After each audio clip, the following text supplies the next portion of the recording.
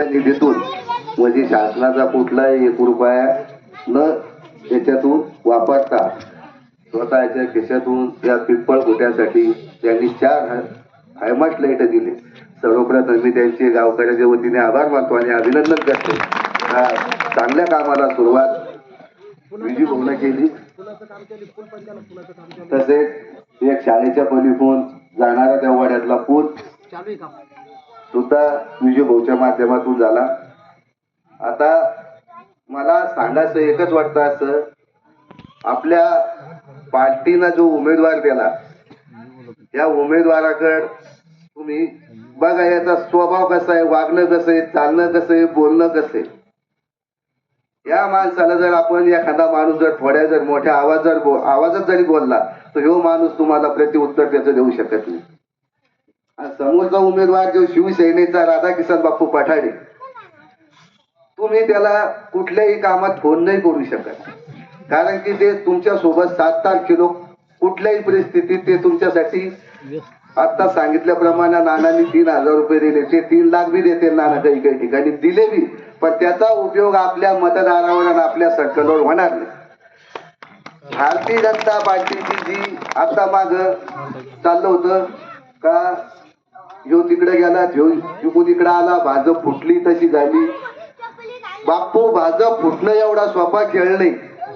ही भाजप कशी उभा राहील याचा विचार तुम्ही करा. तुम्हाला माहित नाही भाजप उभा राहताना ज्या ज्या लोकांनी ते कष्ट केले, तुम्ही तर काय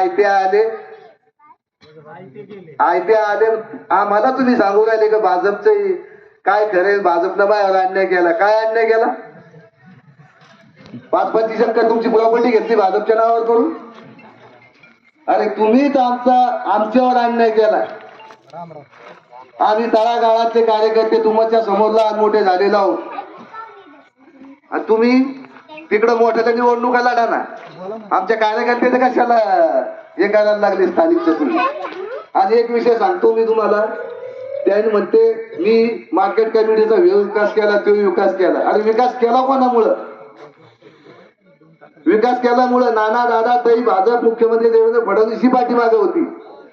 तुमचा विकास तुम्हाला पण विकास नाही केला.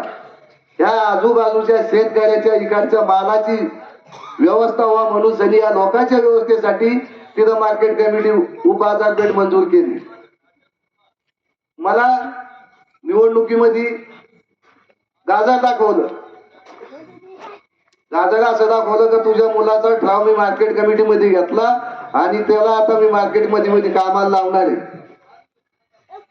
मला 2 दिवसापूर्वी कळलं का माझ्या मुलाचा ठराव रद्द झाला. अरे बापू, ठरावचं काय रद्द करता तुम्ही? भारतीय जनता पार्टीच्या कार्यकर्त्याला विचारा तुम्ही, रमेश शिंदे काय म्हणून झाली? पैसे कामासाठी, नोकरीसाठी नाही. मी जर तुम्ही मला 2012ला निवडून दिलं, सगळ्या भाजपच्या कार्यकर्त्याला माहिती आहे, लहान थोर जिल्हा परिषदेचा ज्यावेळेस अध्यक्ष बसणार होता तिथे नुसते गैरहजर राहण्यासाठी मला 40 लाख रुपये घरी आले होते, आणि तुला कोणती गाडी लागते की म्हणून झाली. पण पार्टीचे इमानदारीपणे काम करणारे लोक आम्ही.